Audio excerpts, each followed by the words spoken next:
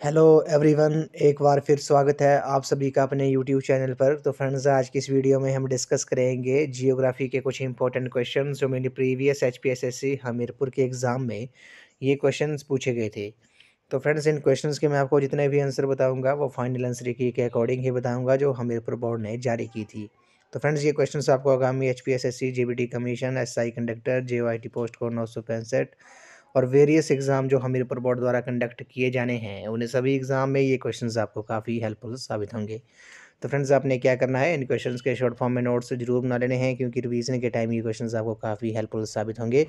अगर आप HP TET की तैयारी भी कर रहे हो तो इसके लिए भी मैंने एक अलग से प्लेलिस्ट बनाई है जिसका जो लिंक है मैंने डिस्क्रिप्शन बॉक्स में दे दिया है, आप वहाँ पर जाकर वीडियोज़ देख सकते हो। तो फ्रेंड्स, वीडियो को शुरू करते हैं। क्वेश्चन नंबर 36 में बोला गया है कि which is the smallest planet. तो कौन सा ग्रह जो है वो सबसे छोटा है। काफ़ी इंपॉर्टेंट क्वेश्चन है। क्वेश्चन नंबर 36 का जो राइट आंसर है वो आपका ऑप्शन नंबर ए है, मरकरी। बुध जो है वो सब इस क्वेश्चन का राइट आंसर है।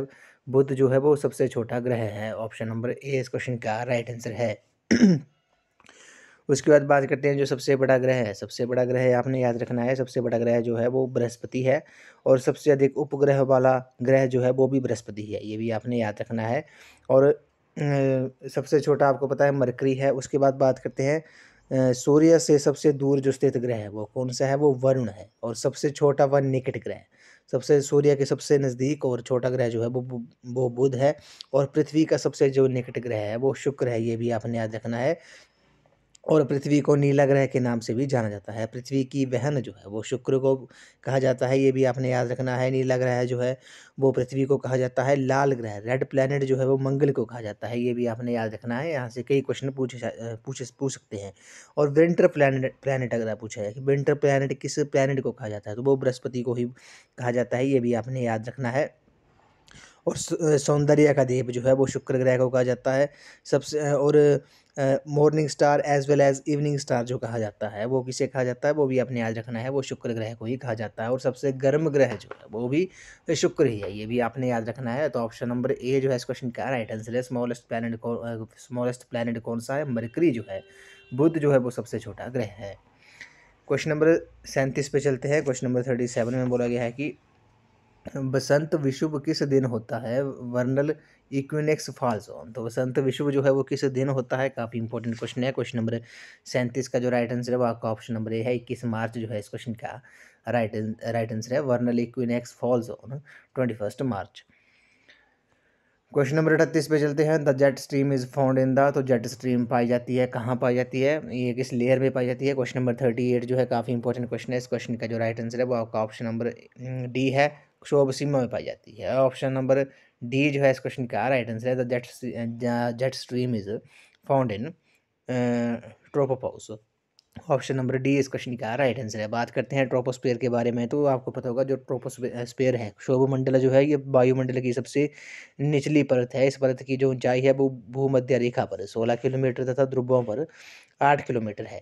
क्षोभ मंडल में जो समस्त मौसमी परिवर्तन होते हैं जिस कारण इसे परिवर्तन मंडल भी कहा जाता है। उसके बाद बात करते हैं समताप मंडल के बारे में। समताप मंडल जो है क्षोभ मंडल के ऊपरी स्थित परत जो है वो भूमध्य रेखा के ऊपर लगभग 18 किलोमीटर तथा ध्रुवों पर 50 किलोमीटर तक होती है। इस परत के निचले भाग में तापमान जो है वो स्थिर रहता है, इसलिए इसे समताप मंडल कहते हैं। ये मौसमी संबंधी घटनाओं से मुक्त है, इसलिए ये वायुयान की उड़ान के लिए आदर्श परत है, ये भी आपने याद रखना है। बात करते हैं मेसोस्फीयर की, मध्य मंडल के बारे में। तो मध्य मंडल का जो विस्तार है वो सागर तल से 50 से 80 किलोमीटर की ऊंचाई तक पाया जाता है। इस मंडल में ऊंचाई के साथ तापमान में पुनः गिरावट होने लगती है। तो ऑप्शन नंबर डी इस क्वेश्चन का राइट आंसर है। The jet stream is found in the tropopause. Question number 39 पे चलते हैं। क्वेश्चन नंबर 39 में बोला गया है कि इनमें से सबसे ज़्यादा नुकसानदायक क्या है। काफ़ी इंपॉर्टेंट क्वेश्चन है। Which is the most destructive. तो इनमें सबसे ज़्यादा नुकसानदायी क्या है, ये आपने बताना है। क्वेश्चन नंबर 39 का जो राइट आंसर होगा वो आपका ऑप्शन नंबर ए है, टोर्नेडो जो है इस क्वेश्चन का राइट आंसर है। बात करते हैं ये है कि ये चक्रवात है। आपको पता होगा टोर्नेडो जो है इसकी जो गति होती है, इस चक्रवात की जो गति होती है वो सबसे ज़्यादा होती है। ये भयंकर अल्पकालीन तूफान है। क्या है ये, एक भयंकर अल्पकालीन तूफान है। ऑस्ट्रेलिया और यूएसए ऑस्ट्रेलिया और यूएसए के मिसिसिपी इलाके में इस तूफान को टोर्नेडो कहा जाता है। ये भी आपने याद रखना है। इसकी जो गति होती है, स्पीड जो होती है वो काफ़ी काफ़ी ज़्यादा होती है और ये भयंकर अल्पकालीन तूफान है। ऑस्ट्रेलिया और यूएसए के मिसिसिपी इलाकों में इस तूफान को टोर्नेडो के नाम से जाना जाता है। उसके बाद बात करते हैं टाइफून के बारे में। तो टाइफून जो है वो प्रशांत महासागर में, पैसिफिक ओशन में उठने वाली तथा चीन सागर के चलने वाली वक्रगामी कटिबंधीय चक्रवात को टाइफून कहते हैं। ये आपने याद रखना है। क्वेश्चन नंबर 40 पे चलते हैं। इनमें से कौन सी अवसादी शैल नहीं है, which is not a sedimentary rock. तो इनमें से कौन सी अवसादी अवसादी शैल नहीं है। क्वेश्चन नंबर 40 का जो राइट आंसर है वो आपका ऑप्शन नंबर ए है। वेसॉल्ट जो है, अशीताश्म जो है इस क्वेश्चन का राइट आंसर है। अशीताश्म जो है वो अवसादी शैल नहीं है। क्वेश्चन नंबर 40 का जो राइट आंसर होगा वो आपका ऑप्शन नंबर ए है। बात करते हैं अवसादी चट्टानों के बारे में। तो अवसादी चट्टानें कौन सी होती है, सेडिमेंट्री रॉक कौन सी होती है, अपरदन की प्रक्रिया तथा पूर्व विद्यमान शैलों तथा जैविक स्रोतों से प्राप्त पदार्थों से बनी जो अवसादी शैली होती है, से बनी शैली जो होती हैं वो अवसादी शैली होती हैं और ये संपूर्ण भूपृष्ठ के 75% भाग पर पाई जाती है। 75% ये पृथ्वी के पृष्ठ पर ये पाई जाती है, 75%।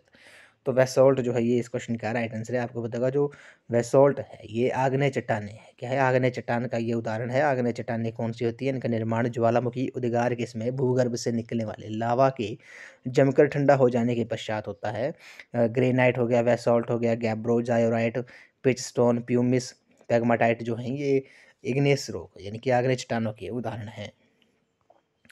क्वेश्चन नंबर 41 पे चलते हैं। इसमें बोला गया कि अफ्रीका के उष्णकटिबंधीय घास स्थल इस रूप में जाने जाते हैं। The tropical grasslands of Africa are known as. तो अफ्रीका के उष्णकटिबंधीय घास स्थल हैं तो किस रूप में जाने जाते हैं। क्वेश्चन नंबर 41 का जो राइट आंसर है वो आपका ऑप्शन नंबर बी है। सवाना जो है इस क्वेश्चन का राइट आंसर है। क्वेश्चन नंबर 42 पे चलते हैं। एलिफेंट दर्रा स्थित है। Elephant Pass is located in. Elephant Pass आपको पता होगा ये किस कंट्री में है। क्वेश्चन नंबर 42 का जो राइट आंसर है वो आपका ऑप्शन नंबर बी है। श्रीलंका जो है इस क्वेश्चन का right answer. Elephant Pass is located in Sri Lanka. Question number 43 पे चलते हैं।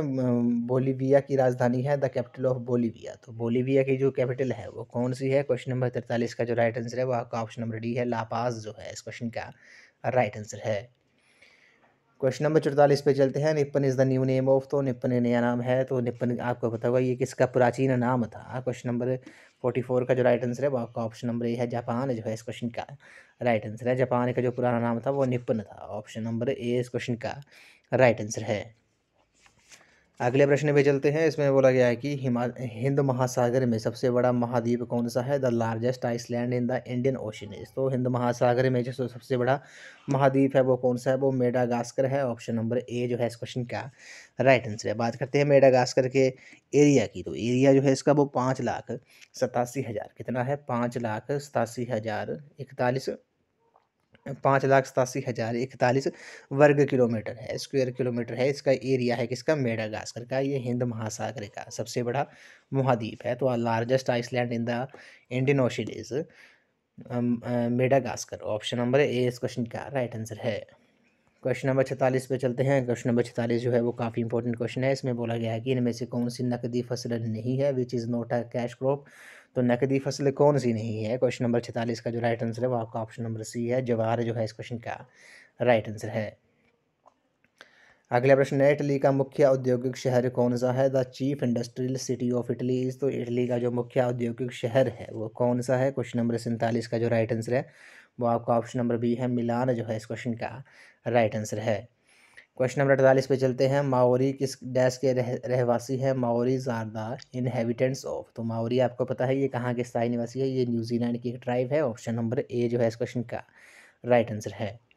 अगला प्रश्न है, फॉरबिडन सिटी के नाम से किसे जाना जाता है, which is known as a forbidden city. तो फॉरबिडन सिटी आपको पता होगा ये लहासा को जाना जाता है। ऑप्शन नंबर ए जो है इस क्वेश्चन का राइट आंसर है।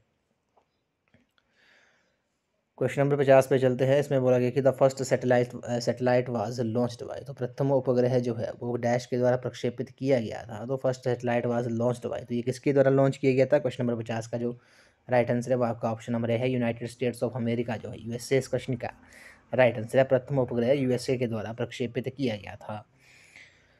क्वेश्चन नंबर 51 पे चलते हैं। कौन सी नदी भीमभ्रश घाटी से बहती है? विच रिवर फ्लोज थ्रू है रिफ्ट वैली? तो रिफ्ट वैली से कौन सी नदी जो है वो बहती है? क्वेश्चन नंबर 51 का जो राइट आंसर होगा वह आपका ऑप्शन नंबर बी है, नर्मदा जो है इस क्वेश्चन का राइट आंसर है।